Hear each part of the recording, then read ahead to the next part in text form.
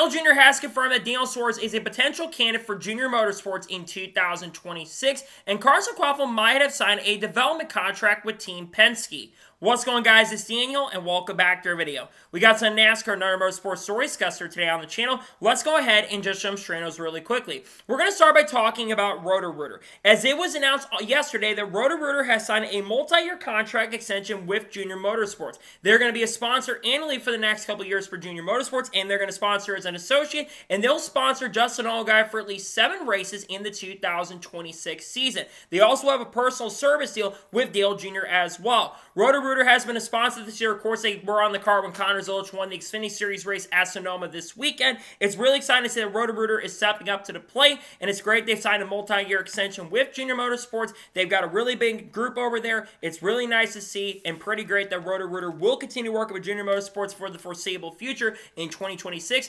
2027, and 2028. I would not be surprised or shocked if that gets a little larger going into the 2026 year, and maybe down the road as well.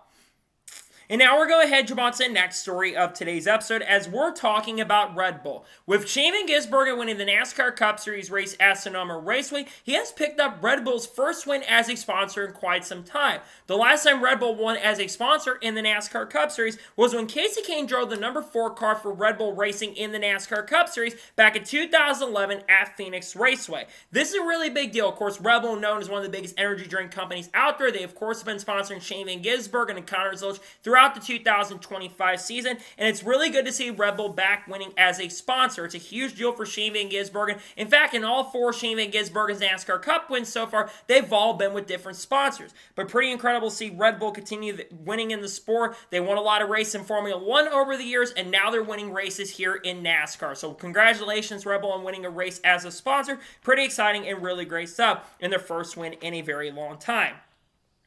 And now we're going to head on to the next story of today's episode as we're talking about Shaman Gizburgen once again, as there's been a lot of interesting facts around Shaman Gizburgen's win earlier today. So he's the first driver to win 3 races from a pole in a single season since Jimmie Johnson did it back in 2008. Another big fact, he is the first rookie to win 3 races in a season as a rookie since Jimmie Johnson did it in 2002 and Tony Stewart did it back in 1999. What Shaman Gizburgen has done on road courses is absolutely phenomenal and absolutely incredible. And to see him win 3 races as a rookie, we haven't seen that in almost a quarter of a century at this point. And I think he's going to win a lot more races in his NASCAR Cup career. In fact, he's the fastest driver to win 4 races in their career since Parnelli Jones did it back in 1967.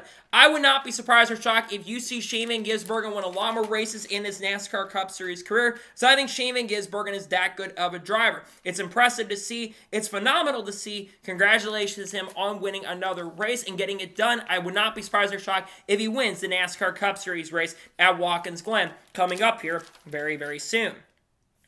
And now we're going to head on to the next story of today's episode as we're talking about Keelin Harvick. Now, Keelin Harvick, of course, competing in the Cars Tour Pro Late Model Tour event against his father, Kevin Harvick, and Keelin Harvick was able to pick up his first ever win in the Cars Tour at Hickory Speedway. Keelin Harvick, who just turned 13 years old a couple days ago, really impressive to see him get it done. He's going up against a lot of really good talents in this series. I believe Carson Kvapil was competing in that event as well. And of course, like I mentioned, Kevin Harvick. Yes, the Rotorooer racing equipment is really, really good, but what Keelin is doing only at 13 is absolutely amazing and phenomenal. And to see him go out there win his first ever Cars Late Model Tour event is a major, major win for him. So congratulations on winning the event and picking up his first ever Cars Tour win at Hickory. I don't think it's going to be the last time we're going to be talking about Keelin winning, as I expect Keelin to win for many years and many seasons to come, not just in the Cars Tour, but down the road in NASCAR as well.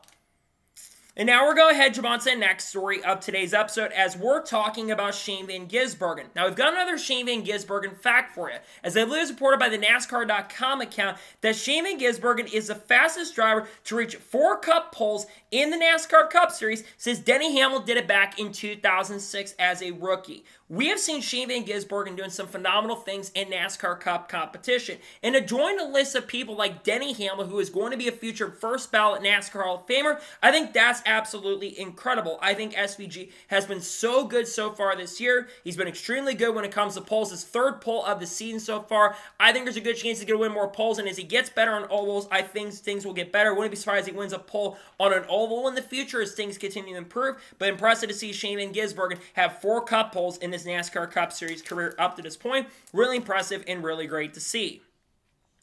And now we're going to jump on to the next story of today's episode as we're talking about the IndyCar race from Iowa. Now, while NASCAR and Arca were competing at the race at Sonoma, you had the IndyCar doubleheader happening at Iowa Speedway. Now, unfortunately, the crowd for both these races was sadly not that good, but you had 2 very interesting and compelling races. So, mostly in race number 1, it was dominated by Joseph Newgarden, who led the first 232 of 275 laps. However, late in the race, there was a caution that came out, and during the final green flag pit stop of the event, Pat O'Ward had a much better pit stop than Joseph Newgarden and got the race lead with around 40 laps to go in the race and took the lead and never looked back. Unfortunately, Nolan Siegel crashed his teammate, but Pat O'Ward got a great lead in front of him and would come off the corner and win race number 1, moving to second in the championship. This race had some cautions. Kyle Kirkwood had unfortunately had a crash due to a tire issue. And I believe also Scott McLaughlin almost spun out at one point as well, and Carlton Hurd also spun out. Moving to race number 2. This race would be dominated by 2 drivers, Alex Palou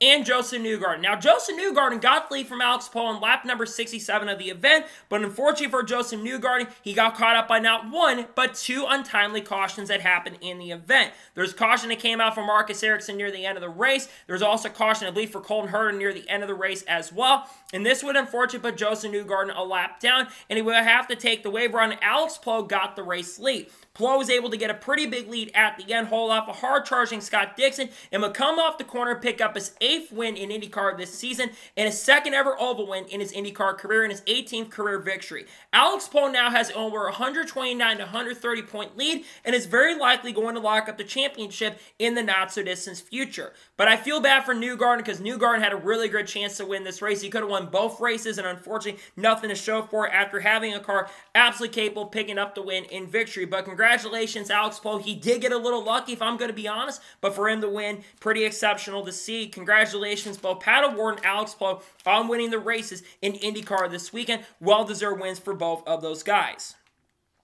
And now we're going to jump on to the next story of today's episode as we're talking about Myles Rowe. Now, Myles Rowe, of course, is competing full-time in the Indy NXT Series, driving number 99 for, I believe, the Force Indy organization. And Myles Rowe got by the guy who's been defending, really the dominant guy in Indy NXT, Dennis Hauger, with around 30 laps to go in the event, and made a great move to the outside at a track where it's very difficult to pass on the outside, made the move to the outside, and was able to take the race lead and pick up his first ever Indy NXT victory at Iowa Speedway. He is also the first African-American driver to win in the Indy NXT Series. This guy is very, very talented, and we have seen so much improvement from last year all the way going into this year. He's had, I believe, 3 or 4 podiums so far this year, and generally has been exceptional at a lot of different tracks throughout the 2025 Indy NXT season. And to beat the guy who's been dominant this year in Indy NXT, the guy who's very likely going to replace Marcus Ericsson next year in IndyCar, he has been doing an exceptional and phenomenal job so far this year, and to beat the best of the best in Indy NXT, that is an incredible accomplishment. Congratulations to Myles Rowe on picking up a well-earned and well-deserved victory, making that impressive move to the outside that honestly was so impressive to watch. Congratulations to him on winning his first ever Indy NXT race, a well-earned and well-deserved victory. Pretty exciting stuff to see. That was a pretty badass move near the end. Good to see him pick up the win and pick up the victory. And now we're going to jump on to the next story of today's episode as we're talking about Kaylee Bryson. Now, Kaylee Bryson made her NASCAR/ARCA debut this past weekend at Sonoma Raceway, and there were definitely some really high expectations going into the event, but there are also some realistic expectations for Kaylee. A lot of people were expecting her to complete as many laps as possible and get a pretty solid finish. Unfortunately for Kaylee Bryson, she didn't get the best finish out there. She unfortunately finished 14th at Sonoma Raceway. Now, a lot of people are going to say that was because she was really, really bad. Unfortunately, it was not really her fault. The team she drove for, Cook Racing Technologies, I have understood that they've had some mechanical issues throughout the 2025 season, and unfortunately, she went multiple laps down due to mechanical gremlins and issues, and she finished 14th race in the event. I feel bad for her that she didn't get the chance and opportunity to show what she's capable of, because I think Kaylee Bryson is one of the most talented female drivers we have seen in quite some time. I think she's got a lot more potential in the motorsports world than Hailie Deegan. I think she's way better than Tony Breidinger, and I think she's one one of the few female drivers that I think has a great chance and opportunity to be super successful. But it's disappointing to see her not get the chance and opportunity to show what she's really capable of. I hope she gets more starts. I know she's talking about making some more starts throughout the remainder of the year, which I hope that happens for her because I want to see her have a chance and opportunity to really do a good job and really succeed. It's unfortunate stuff for sure that, again, that the reliability was an issue this weekend. It's disappointing stuff, but nonetheless for her, I hope she can get more opportunities with teams going forward and make more starts in NASCAR and Arca going forward into the not-so-distant future.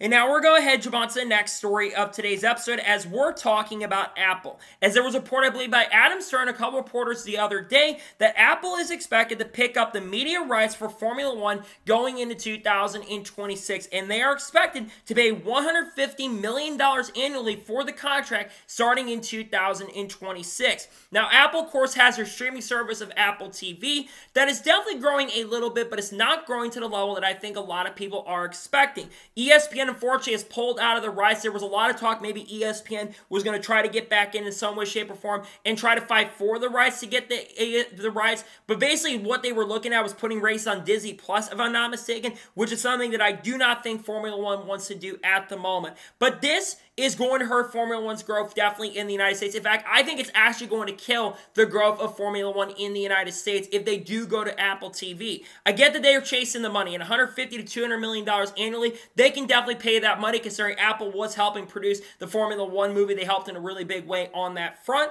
I just feel like that this is going to kill the growth because we have seen Formula One this year, especially since the movie has been released. We have seen major growth in the ratings. I think the most recent Formula One race had 1.5 to 1.6 million viewers, which isn't anything like the NASCAR races, for example, but it certainly has been some pretty big ratings that made NASCAR take a little bit notice. But I think at this point, you look at that, I think this absolutely will hurt it. And what's disappointing too is you've got the new Cadillac team that is coming in next year. There's a lot of excitement around that organization. We don't even know exactly who is going to be part of that program at this particular point. But I think, unfortunately, any chance for Formula One to maybe take off, it maybe become the number one in the U.S., I think that is completely gone down the drain at this point. And I think it's a little bit disappointing because I think there was a lot of excitement around Formula One in the United States, and I think there's a chance that the ratings are going to go down long term, which isn't shocking and surprising at this point if they do go to Apple. But I also think it's just not going to be good in general for the growth of the sport of Formula One in the United States. It's going to hurt motorsports across the board.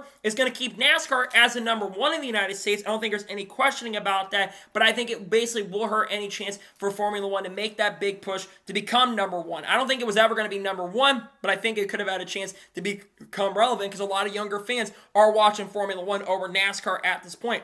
But I think any chance of that, any opportunity of that happening, I think that's going down the drain. I don't think that's going to happen going forward. We're going to see Formula One become the number one in the United States because of stuff like this. And now we're going to head jump on to the next story of today's episode as we're talking about NASCAR 25. Now, Mike Straw, who works at Insider Gaming, who's been involved in a lot of stuff when it comes to like motorsports games over the years, he apparently had a sit-down interview with Matt Lewis, which he's expected to release an article in regards to that in the coming days and by the end of the week. But he wrote a little bit of an exclusive interview that he had talking about Dale Jr. And apparently, according to Matt Lewis, who has been heavily involved with the game, he has confirmed that Dale Jr. has been heavily involved in the creation of NASCAR 25. He says Dale Jr. is sticking around in the meetings in a big way, and he's really helping when it comes to the promotion side of things and the development side of things as well. Dale Jr. having involvement in a game like this is a major deal for the potential thing of NASCAR 25. And I think there's definitely slight skepticism because we all remember NASCAR 21 Ignition, right? NASCAR 21 Ignition was maybe the worst game we have ever seen in NASCAR gaming history. But I think that they're trying to do what they can to avoid a situation like that. I think people need to have realistic expectations going into this game, I should say. I don't think that you are going to see this game be like as good as NASCAR Thunder 2004. But I think that having Dale Jr. involved in this is going to help maybe push to where they can have a really good game. Dale Jr. is very heavily involved in the career mode, and Dale Jr. is involved in a lot of things that are being made for the game in a nutshell. We've seen some kind of stuff that has been released. We are also expecting that the rosters are going to be released sometime at the end of this month. And there's some other big things in the works. I think all the track lists are going to be announced, which should be a lot of the Arca tracks, a lot of the tracks on iRacing that are there are going to be there, and they've been scanned as well, which I think is going to leave a lot of good things. Apparently, dirty air is going to be a major part of the game, which I know people don't love dirty air, but I think for a game to be good, you got to have dirty air in some way, shape, or form to really feel how it's going to go. In general, I'm very intrigued to see how this game is going to be. I'm excited about it, and the fact that Dale Jr. is involved in a pretty big way tells me and gives me hope and confidence that we may actually get a solid game this time around. I'm cautiously optimistic, and I hope the game can be good this year. And now we're going to go ahead and jump on to the next story of today's episode as we're talking about the Arca West race. Now, most of the Arca West race at Sonoma Raceway, I got to be honest, is pretty much a domination fest by William Swalsh. William Swalsh at one point in this race, I think had a near 10-second lead from the rest of the field, but a couple late cautions in the race created a wild, exciting event. On the final restart of the race, which is a one-lap shootout, because Arca and Arca West does one-lap shootouts, same with the Arca East Series as well, they do one-lap shootouts, and we saw an incredible finish. It felt like the Watkins Glen finish from 2012, because William Swalsh would get shoved off the racetrack, going up, I believe, into turn number 2, came back across the racetrack, and basically Christian Eckes and Alon Day were able to get the race lead. But going into the corner, both of them would have a little bit of contact. William would, I believe, turn Jack Wood, if I'm not mistaken. And then going up into the final corners of the event, William Swalsh would completely send it. He forced both those guys up the racetrack, and he got a great run and was able to take the race lead. Got the race lead back in a very impressive pass. They would be 3 wide across the line in one of the closest finishes in Arca history.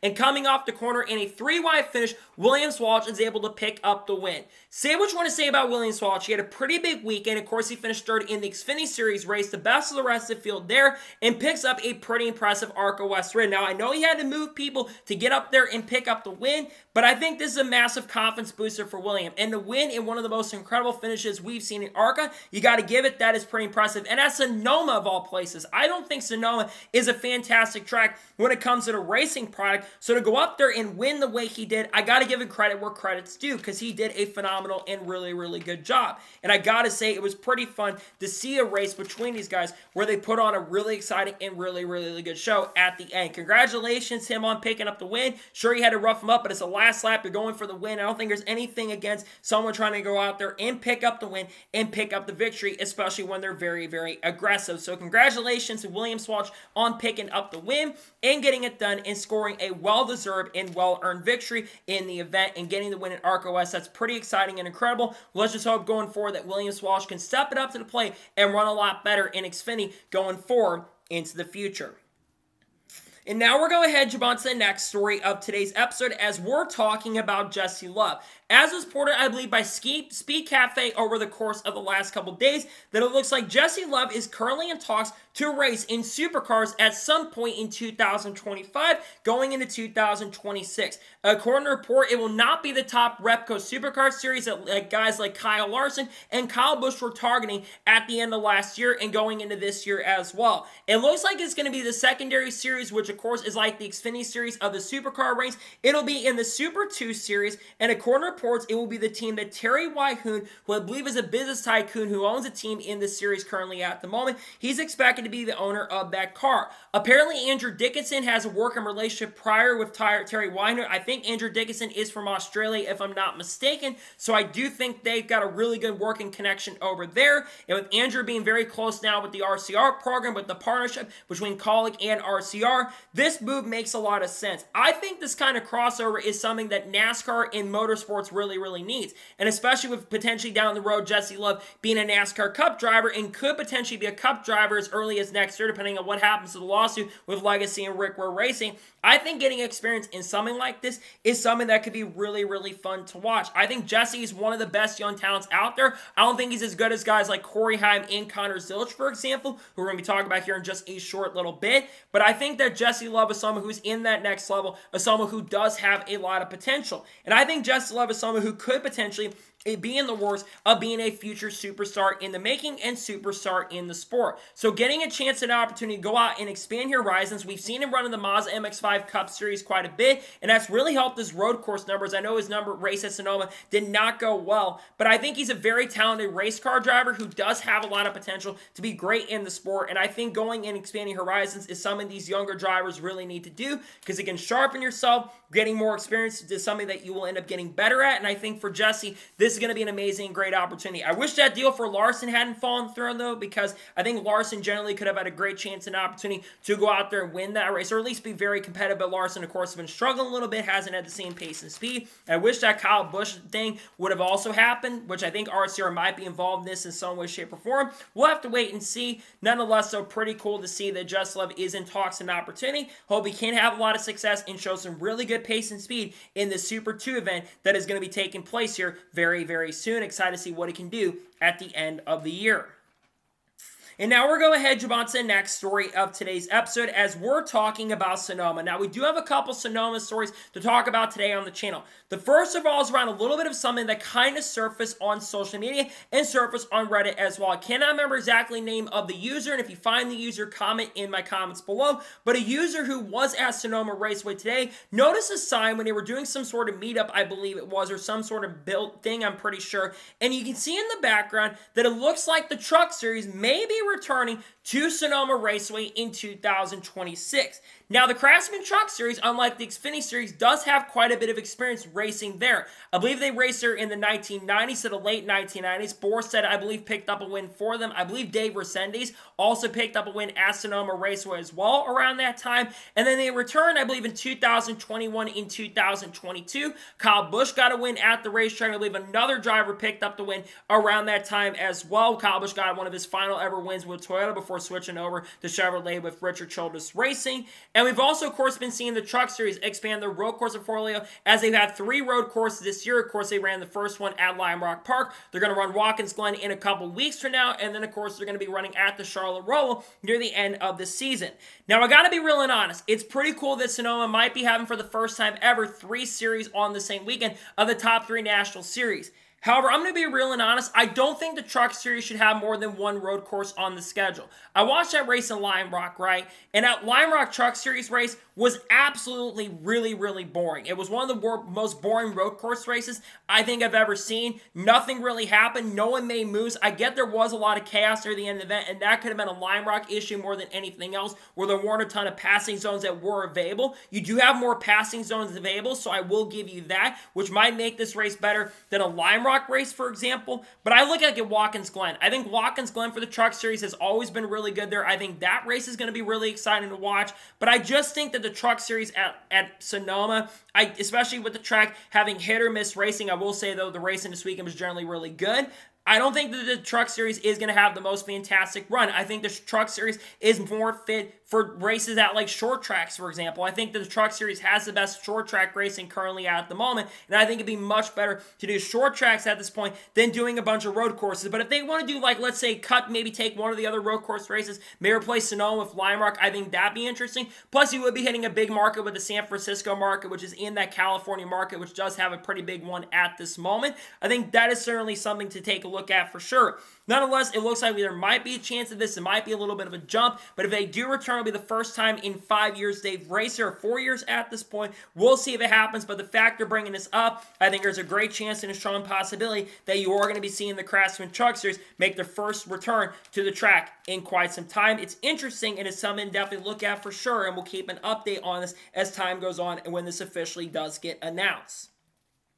And now we're going to head on to the next story of today's episode as we're talking about Ryan Blaney versus Chris Buescher. Now, if you watched NASCAR Cup Series race at Sonoma Raceway, you of course saw a lot of domination from Shaman Gizburgen. Well, one of the biggest rivalries that took place during the NASCAR Cup Series race is what happened between Ryan Blaney and Chris Buescher. So both drivers were having very exceptional and really good runs in the event, and they're both up front contending for top 5s. Chris Buescher was running in the top 5 pretty much the whole entire portion of this event, while Ryan Blaney was having one of his best road course races and actually had an outside chance to pick up the win. I think he had probably the third fastest car. I think Briscoe and SVG were definitely quicker than him, but I think he had a top 5 car, was having one of his best road course races he has ever had. Well, in the early portion of stage number 3, a lot of chaos started happening, and basically there was contact between both of them, and instead of those guys backing off, Chris Buescher will run to the outside of Ryan Blaney and force him up the racetrack and jump into a ditch. He got stuck, unfortunately, got hung up there, and unfortunately got stuck,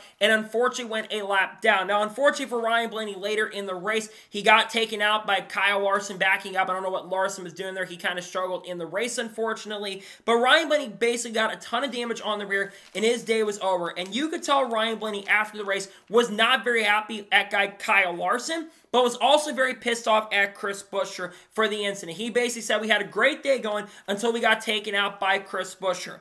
When I think of Chris Buescher, right, Chris Buescher is someone that is not super aggressive. He's generally smooth, and I think he's generally one of the more clean guys on the racetrack. I guess there was some tension happened throughout the race, and I know it was very difficult to pass during the NASCAR Cup Series race at Sonoma, but I was really surprised to see Chris Buescher be that aggressive at that moment. And I don't think Chris Buescher really needed to push that in that situation, because Chris Buescher absolutely had a car capable of maybe not going up there and contending with SVG, but I think he had a car that had a lot of pace and a lot of speed.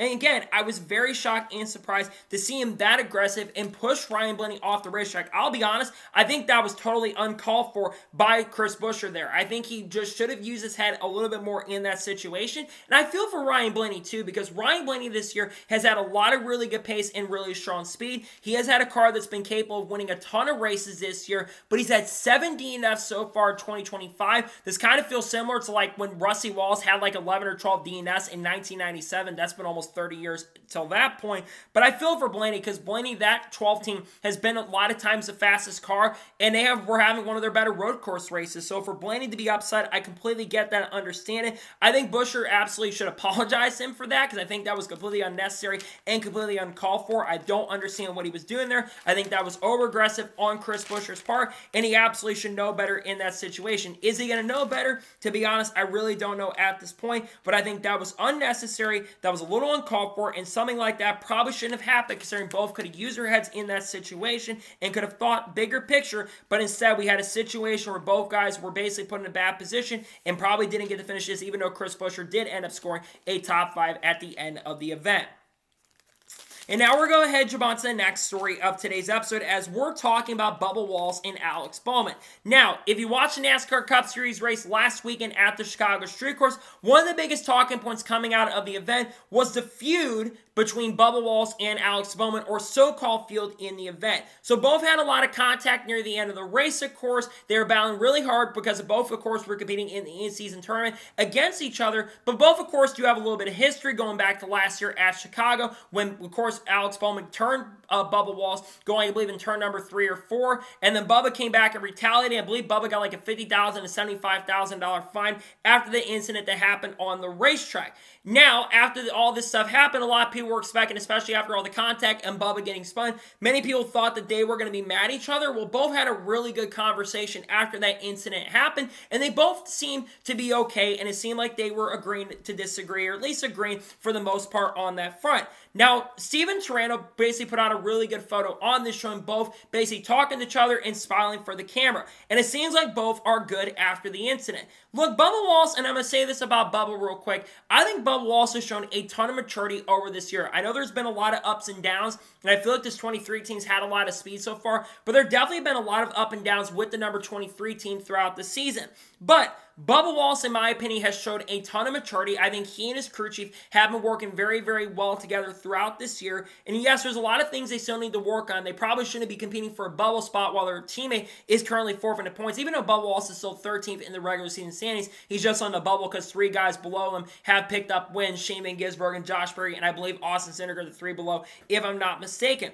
But Bubba Wallace could have absolutely been angry and upset with Bowman, and he didn't get angry and upset. And I think that's the most important thing for Bubba at this point. He's got to think bigger picture at this moment. He's 3 points above the cutoff line. He's got a solid track of Dover coming up. He ran pretty good there last year, even though I think that Bowman and Priest have also been pretty good at that track. But I think what's important is, one, I think they're both struck a friendship up at this point, and I think both are only going to race each other aggressive, but I think there's going to be a fair and respect side of things against each other going forward into the future. So I respect them both having conversations with each other about the incident on track. It was just an incident. It was a racing deal to me, racing hard for the win. I thought they probably should have looked big picture, but for Bubba, I think he should be really proud of his growth as a driver and maturity as a driver and not getting upset and mad. They were racing hard for position, and no one was angry after that, and I respect that very, very well, and I think it's good to see both can respect each other about that overall. And now we're going to head on to the next story of today's episode as we're talking about the Sonoma fight on pit road. Now, if you watch a NASCAR Cup Series race at Sonoma Raceway, it took TNT quite a bit of time to catch this story, but there was a feud that happened between the number 16 that, of course, Brad Keselowski drives for and the 54 team that Ty Gibbs drives for. Now, what was this feud about? Basically, there was a situation on pit road that took place where Ty Gibbs came in on pit road. He was ahead of Brad Keselowski at that point and drove through a pit stall and clipped one of the, I believe it was the tire guys, if I'm not mistaken, on the number 16. And after that incident happened, both teams were not very happy with each other. There was some shoving that took place. There was a big scuffle that happened on pit road. Now, initially, when I looked at the incident that took place, I put a ton of blame on Ty Gibbs. I thought the way that Ty Gibbs came in, it was completely unnecessary. I thought that was intentional. But after looking at the incident a little bit more, I think Ty Gibbs is really hitting a very line edge at this point. I get he's a lead car in that situation, and he can go through, I believe, one or even two pit stalls, if I'm not mistaken, in the NASCAR Cup Series. But if you go past two more, you definitely do have a chance of getting a really big penalty. They do have a little bit of a line that they can absolutely hit. To me, in my opinion, I understand why the pit crew guy was really, really upset, though. And I think that Ty could have definitely not been as aggressive getting on pit road near the end or the middle portion of the race. But at the same token, same time, I don't think Ty Gibbs basically is going to get any sort of penalty for this because I don't think it had any intention toward it. Now, I think there's a chance that pit crew member, because he did get into a little bit of a scuffle, I think there is a chance he may get a penalty for this, like a fine or something like that. I personally don't think that pit crew member should be fined for this situation because I'll be real and honest, that pit crew member has every right to be upset. If the tire carrier gets any sort of penalty for that, I'm definitely going to be a little frustrated about that, but because it is a hot pit road, I think NASCAR is going to look at that situation. I don't entirely agree, by the way. I think that NASCAR absolutely needs to be looking at that and basically say, look, we're not going to penalize anybody for the situation. I do expect that NASCAR is going to take at least a little bit of a closer look to that situation, right, because of that what happened there on the racetrack, because I believe then Ty Gibbs got into Ryan Preece or Chris Buescher, got in the back of Ty Gibbs, and if that was retaliation on pit road, yeah, that's a little bit unnecessary, but I'm not entirely sure if that's exactly what happened there. We'll just have to wait and see on the penalty report, because I do think there's a chance some penalty may be coming for one of the pit crew members. We'll just have to kind of wait and see what happens on that front. Nonetheless, there's kind of a big story to look at for sure that came out of this race, because there wasn't a lot of craziness that happened until the end of the event, but that was one of the big stories that came out of the race. The last time we saw a fight on pit road like that, I got to think, was the one between Tony Stewart's pit crew in 2004 Chicagoland, and I believe Casey Kane's pit crew when Tommy Baldwin Jr. and a lot of the guys on the number 9 Everham team went over to confront the 20 team after getting turned in that race, and there was a big fight to happen. I think everybody on that team except the drivers of Casey Kane and Tony Stewart were fined in some way, shape, or form. Some, I think, were suspended also, if I'm not mistaken, back in 2004 when that incident happened on the racetrack. So we'll see if penalties do come from this. I personally don't think there should be any penalties that come, but I think there's a chance NASCAR is going to look at this, and I would not be surprised or shocked if NASCAR in some way, shape, or form fines them for this situation, because, again, they don't want a hot pit road happening, but at the same time, I personally don't think there should be any penalties for the situation that happened here, in my honest opinion. And now we're going to head on to the next story of today's episode as we're talking about the NASCAR Xfinity Series. Now, unlike the NASCAR Cup Series where Shaman Gizburgen put up a dominant clinic and led 97 of the 110 laps, we saw a fantastic and great battle between the two best road course racers in the NASCAR Xfinity Series throughout the whole entire race. Not just the beginning, but also the end, and a great finish as well. It was, of course, Shaman Gizburgen who drove the number 9 for Junior Motorsports in the event, the second time he's drove for the car for this year, and Connor Zilch, who drives the number 88 car. It's also expected that next year that Connor Zilch is going to be joining the NASCAR Cup Series in the number 99 or maybe the 87 if they decide to go with that number for Connor Zilch next year. But These two just had a fantastic show. Now, Shaman Gizburgen could absolutely have pushed the edge, and you definitely can tell that Connor Zilch was being a lot more aggressive. He basically learned throughout this week, especially after what happened at Chicago, he learned that he was going to have to be way more aggressive if he's going to beat Shane. And they both put on some fantastic racing. It was aggressive, absolutely 100%, but they raced each other fair and raced each other clean. The final 5 laps in particular, you had Shane trying to make moves to the inside, to the outside. He got into the back of Connor Zilch with 2 laps to go in the race, moved him up the racetrack a little bit, but one thing that Shane did there that I thought was really smart was he's backed off in that situation. He could have taken the chance to get by him, and he absolutely didn't completely move him completely out of the way to get the race lead. He let Connor have the opportunity to get the race lead back, and Connor would eventually come off the corner and win his 3rd race of 2025, get his 7th straight top 5 finish in a row, which I believe is a record for Xfinity in quite some time, and holds off Shaman Gizburgen to get it done.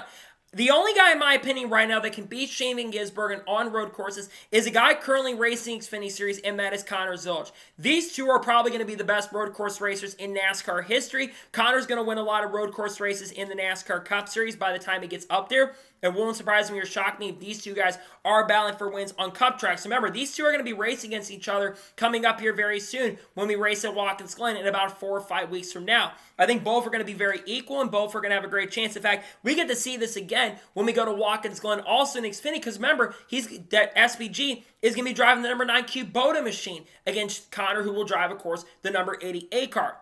We also know Connor Zilch, though, is extremely good at Watkins Glen, as he dominated the Arca race and dominated the race at Watkins Glen in Xfinity and picked up his first win in his first ever Xfinity Series start. So I think both these guys did an incredible job. They put on a hell of a show. It was an unbelievable race. It was fantastic. It was cinema. It was amazing. One of the best road course races we have seen in Xfinity competition. It felt very similar to the battle between Kyle Larson and SVG at Chicago. Common denominator, SVG being great at these racetracks, but I think it was a great race. It was an unbelievable battle. They both put on a fantastic job. Congratulations both on putting on a great job, and congratulations to Connor on winning, and they both had a lot of respect and a lot of class toward each other, racing each other very hard, very respectfully, and very clean in this race. It was really awesome and really fun to watch, and a great race overall to see as a fan in the sport. And now we're going to head on to the next story of today's episode, as we're talking about 20-11 racing in Front Row Motorsports. Now, we talked about last week on this channel that 20-11 racing in Front Row Motorsports, up until a couple days ago, it was expected they were going to lose their charter starting this weekend at Dover Motor Speedway. Of course, what this means, they'll likely become unchartered teams and unchartered organizations coming up very, very soon. As they lost the original preliminary injunction case, they tried to appeal the preliminary injunction case, but the judges, of all 15 judges on the board, they basically said, no, you are not going to have the opportunity and chance to appeal. Well, it looks like, according to a new report by Bob Pockers on Friday, it looks like 2011 in Front Row have indicated in a court filing that they are going to be asking for another preliminary injunction. Now, they have not officially filed this at this particular moment in point. That side, this is not a big story officially yet, but according to what Jordan Bianchi and Jeff Gluck did say tonight, it is expected that probably sometime later today, by the time you guys are watching this, they will very likely have filed that preliminary injunction, which will be asking once again for the charters to come back for the 2025 season to close throughout the remainder of the year. If they are granted this, and if they do file for this, they will, of course, have to keep their charters at least through Dover Motor Speedway and probably keep them through the remainder of the year. If they, of course, do not get the chance and opportunity to go for this once again, they will become unchartered teams and organizations. What did this mean? Well, what this means is that all 6 drivers who are part of these organizations, that, of course, being Bubba Wallace in the 23, Tyler Reddick in the 45, Riley Herbst in the 35, Todd Gillen in the 34, Zane Smith in the 38, and Noah Gragson in the 4, all 6 of these drivers would become unchartered drivers, which would mean they would have to qualify for every single race. Now, this does not entirely mean that they're going to have to qualify every time, so likely make the field, because we're more than likely, outside of a couple races this year, we're probably not going to be getting more than 40 cars showing up for events throughout the 2025 year. There's a chance, of course, on Carson Kvapil potentially making a run at the Brickyard around Junior Motorsports. There's a lot of talk that JRM is maybe going to run the Brickyard, perhaps. We don't know entirely for sure at this point. But the reason, again, they're asking is so they can keep their charters throughout the lawsuit at this point. I think it's going to be very interesting to see what happens with the remainder of this lawsuit going forward, right? Because I do think the 27 front row, when it comes to the antitrust case, I think they've got a great case. And one thing to make sure that is understood is that just because of this preliminary injunction, this does not have a full effect on the case. This is only in effect on the preliminary injunctions they got for the Suarez racing charter that I believe Noah Gragson or Zane Smith picked up for the 2025 year, and Riley Herbst picked up at 2311 Racing. Of course, Suarez Racing no longer exists at this point, so we're not going to be able to get those charters back. Also, it's been reported out there as well that NASCAR may be asking for all the charter money that they asked back. Now, I know Breakard mentioned this in his video not too long ago that they probably should have put a lot of this money into an escrow account so that basically it's set there for a long time. And depending on what happens with the remainder of the lawsuit, and let's say NASCAR loses the lawsuit, 23 would get that. But if NASCAR will win the lawsuit, then NASCAR, of course, will get all that money and a lot as well. And I believe it's noted out there they're asking for a massive amount of money considering they have spent tens of millions of dollars on this lawsuit at this point. They're currently in the discovery phase at this particular moment in point, and I think there's going to be a lot of really interesting information that is going to be coming out in regards to the lawsuit in the not-so-distant future. But I think about this with 2311 and front row. I think they still have a very good chance of winning this lawsuit. Again, there's been a lot of things not going their way at this particular moment and point. I think a lot of people are saying, oh, NASCAR is going to completely win this lawsuit. Again, just a complete reminder, just because of this situation right here, where the course they have at the moment have lost their charters, which will affect the team at the moment right now. Though, again, I do expect that they are going to be filing this to get this preliminary injunction reset. And again, if they do get that preliminary injunction granted, this will mean they will keep their charters at least for now. We'll have to kind of wait and see what the judges decide to do on that front. But again, this is a big deal because I know it was mentioned by Jordan Bianchi on the Teardown earlier tonight that there are a lot of teams that are looking at Tyler Reddick. I think when you look at free agents, if they don't have their charters by the end of next year and this gets worse, there are going to be some teams that are looking at Tyler Reddick. Tyler Reddick is one of the best talents out there, and I certainly think teams, maybe a Hendrick Motorsports, maybe a Joe Gibbs Racing perhaps, might try to take a chance and bring Tyler Reddick in. I think for the remainder of the year, though, Tyler Reddick is set. In fact, I think all the drivers for the remainder of this season, if they don't get their charters back, I think all of them are going to be in good shape of keeping their rides at least through the remainder of this season. I think the big question is going to be what happens if they lose their charters and they lose their case altogether. I think a lot of these teams are going to be pushing to try to buy out Tyler Reddick's contract currently at the moment. And I think the same thing goes for Bubba as well, because Bubba does have a lot of money behind him and has a lot of sponsorship with him currently at this moment as well. Wait for more information to come out with the story as time goes on with the lawsuit, but I think a lot more is going to be coming out soon. And if we do get a big story on that, we'll have a video coming about that later today in regards to the decision on the preliminary injunction. If that comes out or not, we'll keep an update on this and we'll provide more information on the story very, very soon and as time progresses and goes on. And now we're going to head on to the first of two major stories in today's episode as we're talking about Carson Kvapil. Now, Carson Kvapil currently at the moment drives the #1 car for Junior Motorsports in the NASCAR Xfinity Series. He, of course, is a full-time rookie currently at the moment and has been having an unbelievable and great season. And despite the fact he's not won race like Nick Sanchez and Connor Zilch, he's been having a really good year and has been the best of the rest of the rookies throughout this year. Despite this, there's been a lot of rumors and speculation about a certain driver in the NASCAR Xfinity Series potentially having bought a development contract with Team Penske, but they have not been able to pick up that contract currently at the moment. And according to what's been brought up by the NASCAR Rumor Nostalgia account, it sounds like this driver is Carson Kvapil. According to him, it sounds like Carson Kvapil may be under contract with Team Penske and have basically signed a development contract with Team Penske currently at the moment. Now, it is unknown right now if Team Penske is going to run an Xfinity program because at this moment right now, all three drivers are set at Team Penske for the 2026 season. Austin, of course, picked up the win with Team Penske earlier this year at Talladega, and generally I think he's had a lot more speed. I know they've had a lot of inconsistencies as of recently over the last month or so, but I think that Cindric has had a lot more speed. I think he's earned the ride considering he also picked up that win at Dega. I think he's kept his ride at least for now.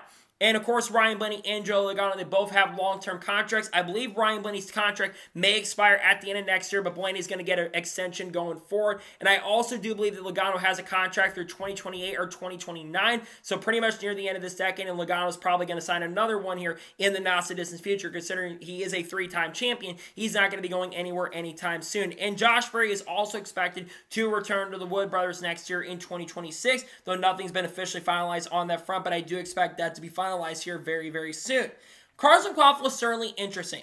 I think Carson is one of the best young talents out there. There's a lot of Cup Series teams that are very key on Carson Kvapil, which I think Carson is very good. Do I think he's as good as Connor Zilch and Corey Heim? Not at this particular moment. Now, interesting thing about Carson Kvapil, if let's say he does sign this contract with Team Penske and joins the program, this will not be the first time a Kvapil has been part of the Penske organization. Let's go all the way back to 2004 to 2005. Travis Kvapil was, of course, a full-time driver in the NASCAR Craftsman Truck Series around 2003. He won the Truck Series championship that year in one of the wildest Truck Series races and truck finales we've seen in NASCAR history. And then, of course, in 2004, he joined with Toyota in the number 24 truck. And then, of course, he had, I believe, a select start with Team Penske in the 06 car, which at a time was a partnership between the Penske Jasper Racing team. Brendan Gaughan had driven for that team in 2004. The Penske team had bought the Jasper team after 2003. And then in 2005, we would see Travis Kvapil drive the number 77 car. He almost won the All-Star Open that year. He did lead some laps at Las Vegas Motor Speedway and did have some select good runs from time to time. But generally, Carson's father, Travis, did struggle a little bit in Cup competition. He then, of course, ran full-time in 2006 with Caldwell's organization, the number 32 machine, and then, unfortunately, still was a major, major struggle for that team at that point. Carson Kvapil being looked at by Penske, though, is certainly very, very interesting. And if Penske somehow finds a way to revive that program, I think that would be a really good driver to look at, because I know there's a lot of talk about Harrison Burton. I remember that there was a lot of talk a couple years ago that Harrison Burton was supposed to drive the number 22 car for Team Penske in 2022. Harrison got rushed up very quickly to the NASCAR Cup Series, and he did not have a great run over there. I know he won a Cup Series race at Daytona. It was definitely one of those finishes that he probably should have made the playoffs based off that win, but he still had a good year. And let's just say so far this year for Harrison, he's had a pretty good year over at AM Racing, but he could have had an opportunity with the Dex Imaging sponsorship to go over and be part of the Penske branding, and of course he did end up with the Penske branding as he joined up with that program, that being the Wood Brothers. Now, Carson Kvapil being part of Penske long-term is certainly interesting, because you look at the ages of the three current drivers at Team Penske. You think about this. Carson, I believe, is only 20 years old currently at the moment, or 20 or 21 at this moment right now. Austin Cindric, I believe, just turned 27 years old. There's a little bit of uncertainty whether he is going to stay with the program into the foreseeable future, how long Cindric is going to be, with Tim Cindric being there. At least for next year, he is set. I think that we will see him maybe become a free agent after next year. We'll just have to wait and see. He's going to have to continue stepping up to the plate and running very, very well. And then, of course, you do have Ryan Blaney, who is, I believe, turning 33. He'll be becoming a dad here very, very soon. He'll be turning 33 by the end of next year. And then Joe Logano will be 36 at that point. Joe Logano has discussed a little bit about retirement and what the long-term plan is for his career. I still think that you are going to see him stay with Team Penske, at least for the near future at the moment right now, because Logano's still winning a lot of races, but Logano doesn't have the same production as he had many, many years ago. So I think that that's something to kind of think about there. But I absolutely think Carson Kvapil does have a ton of potential. Now, let's say if the Team Penske group cannot get the development pipeline up there, cannot get Carson Kvapil over to an Xfinity Series car next year, what would this mean for Kvapil? Well, very likely we are going to see him stay with Junior Motorsports. I think for now, as a matter of fact, you are going to see him continue driving for Junior Motorsports at least through 2026. If they don't get that Xfinity program up there. If they do find a way to revive that Xfinity program for Ford, which, let's be real and honest, Ford really needs development at this point. I get the Haas factory teams had some success this year with Sheldon Creed and Sam Mayer. And, of course, they've had some decent success with Harrison Burton and Ryan Sieg at points throughout the year. I think they need more Fords out there to counteract the Chevrolets, who've been absolutely destroying the field this year in laps led, in wins, especially Junior Motorsports. If Penske went down there and they had domination, they'd be very, very good. And then the other question you have to ask yourself, if Carson, let's say, does go over there, who replaces him? Do you replace him with Raja Karuf? I think Carson's a better talent than Raja Karuf at this point, and I think Raja's really, really good, but do you leave him away from the Hendrick group because Hendrick is still working with Raja at the moment right now? That's definitely a really, really big question. And you think about other drivers that could be coming up. I know there's a lot of talk about Connor Hall. Brendan Quinn is someone that might be in the conversations for that at this point. Brendan is very heavily liked by a lot of people in the Xfinity Series and the Truck Series at this point. I know there's a lot of talk of he's going to make some starts with Spire this year, but I'm certainly interested to see what happens with Carson Kvapil if he somehow does end up working with Team Penske next year. This is a very interesting story on a driver over there. We'll have to pay attention to the story as time goes on, and we'll keep an update on this, but it'll be very interesting if somehow Carson Kvapil does find his way over to Junior Motorsports in the 2026, not Junior Motorsports, over to Team Penske in the future. We'll see, maybe he does make his NASCAR Cup debut very, very soon as well. And now we're going to head on to the final major story of today's episode as we're talking about Daniel Suarez. Now, we have talked about Daniel Suarez a lot on this channel over the course of the last couple of weeks. A big reason for that, it was announced about a little over a week and a half ago that Daniel Suarez will not be returning to Trackhouse Racing for the 2026 season. And there's been a lot of speculation currently at the moment that Daniel Suarez may not be in the Cup Series next year, but might go back down to the NASCAR Xfinity Series in 2026. Now, during the same press conference where it was announced that Rotorooer was going to be joining up with Junior Motorsports for the next couple of years, Candace Spencer works with the CatchFence.com group and does a lot of stuff with PRN and MRN currently at the moment. She had asked a question up to Dale Jr. about Daniel Suarez and whether they are discussing Daniel Suarez potentially being a driver for this program next year. Dale Jr. has confirmed and has discussed that Daniel Suarez is an option for the 2026 season, but they are also looking at multiple drivers for the 2026 year, and they're also trying to figure out if they're going to be a 5-car team next year or if they're going to be a 4-car team in 2026. Junior Motorsports, of course, has been the most successful team in NASCAR Xfinity Series competition this year. They've won, I believe, 9 or 10 races so far this year, and they're only 2 wins away from reaching 100 wins in NASCAR Xfinity Series competition, which is very likely to happen in the coming weeks. They're very good at Dover historically. You look at Justin Allgaier, you look at Carson Kvapil, and look how strong Connor Zilch has been in recent weeks. And Sammy Siv has been throughout this year as well. They are going to be a team that's going to be a favorite to win those races this weekend. But Suarez's name hasn't brought up quite a bit because, number one, Daniel Suarez, of course, is a driver who drove for the team earlier this year at Mexico City in the number 9 Quaker State machine. Now, he did crash during, I believe, practice and qualifying as well, but Daniel Suarez was able to come up to the front and pick up the win in the number 9 car. And I get that there are probably some opportunities in the Cup Series maybe out there. There's been some talk about the number 7 car for Spire, but I'm going to be real and honest. I know that Justin Haley has struggled in the number 7 machine this year, but I'll be real. I'm going to defend Justin Haley here. I think Justin Haley is a lot better of a driver than people give him credit for. And you also got to remember this too. Justin Haley lost his crew chief about 8 or 9 races in the year. He got fired from the team. His car chief got let go, Daniel Cheddar Smith, who was working over there. He was doing a fantastic job with that team, and he went over to work with Ty Gibbs. We've seen so much improvement from Ty Gibbs throughout the year. And the pit crew members who were working with Kyle Larson at Bristol were working with Justin Haley at Bristol. Yeah, they got swapped for Kyle Larson's pit crew, and Kyle Larson's original pit crew went over to work with Justin Haley throughout the year. And I know, again, that Haley has struggled this season,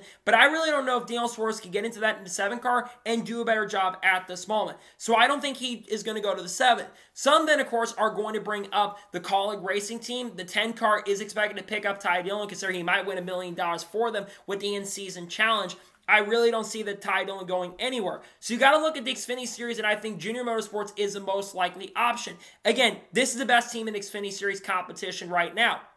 And it's also expected very likely that there's going to be at least 1 or maybe even 2 potential openings going into next year. And again, Junior Motorsports is looking at a lot of different drivers. I mentioned some of them. Roger Kruf, Connor Hall, other people, maybe like Andres Perez, maybe Junior Motorsports looks at, but I'm not entirely sure at this moment. And what's stopping from going after someone like Brett Moffitt down the road?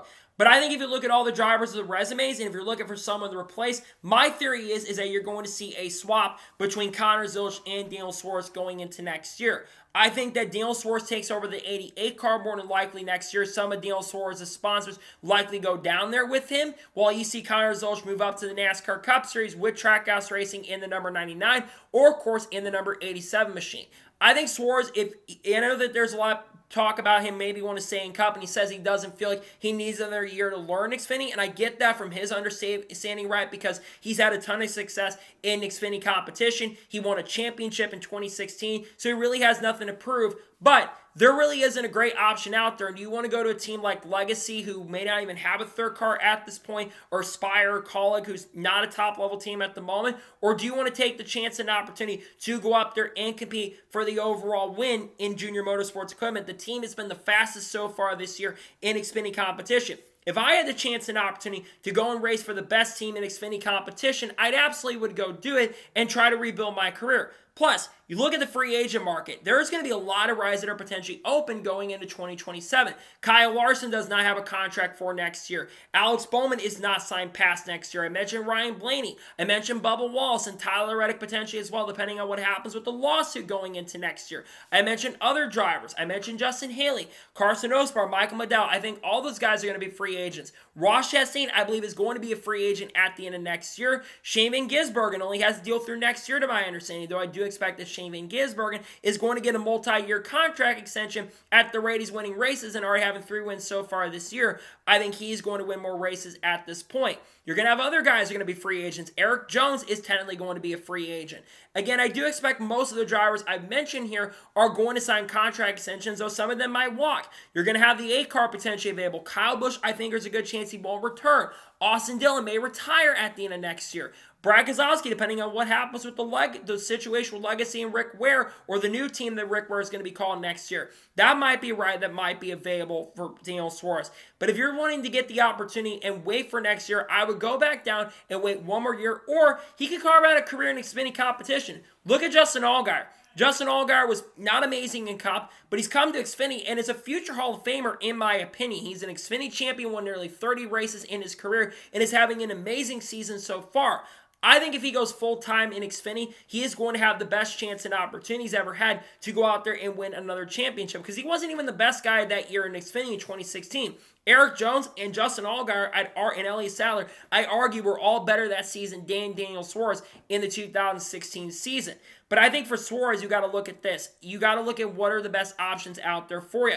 And if you're getting called by Dale Jr. to join your program, plus, let's just say if Junior Motorsports does somehow find a way to join the NASCAR Cup Series on a full-time basis in the future, you would also have that opportunity there to be the guy to go there, because Daniel Suarez also brings a lot of sponsorship and funding to the table, and sponsors really want to work with him at this point. So I am leaning towards Suarez going to Junior Motorsports. The fact they have talked about it tells you there's a very good chance and possibility that you are going to see this happen. But we'll have to kind of wait and see what happens in regards to this. But again, I think it's very likely at this point that you see Daniel Suarez end up in a Junior Motorsports car in the NASCAR Xfinity Series in 2026. We'll see what happens there, but we'll keep an update on the story as time goes on, and we'll see if he does, in fact, end up over there for the 2026 NASCAR Xfinity season, and potentially maybe some select Cup starts, especially if Junior Motorsports maybe does run the Daytona 500 next season.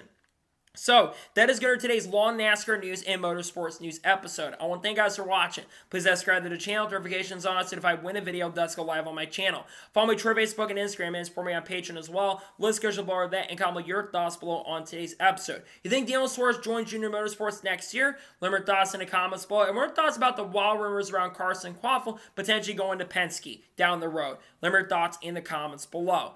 We may have more videos coming today, especially with the rumors about the preliminary injunction. We're probably going to talk about that. Then, of course, tomorrow on the channel, we're going to have likely the intros for the Cup Series race at Dover. If some major news breaks, we'll talk about that. We're going to have a silly season update dropping in the coming weeks, as well as more information starts coming out. We should be starting to hear some stuff around the Xfinity Series and the Truck Series very, very soon. With that picking up in the future, we got content coming out. People like Haley Deegan, Shaman Gizburgen, Cards, Kurt Busch, Bubba, Ross Chastain, Sheldon Creed, Sam Mayer, Cletus Avron, Dodge Ram, Tony Breidinger, Sonoma Raceway, the schedule as well with San Diego, among other things, maybe coming out very, very soon. Michael Jordan, you name it, Tyler Reddick, Ryan Preece as well. We'll talk about all that kind of stuff on the channel in the coming days and weeks. So anyways, like I said, I want to thank you guys for watching today's episode, and I'll see you guys next time for more great, awesome NASCAR content and other motorsports content on the channel like this. Take care, everybody.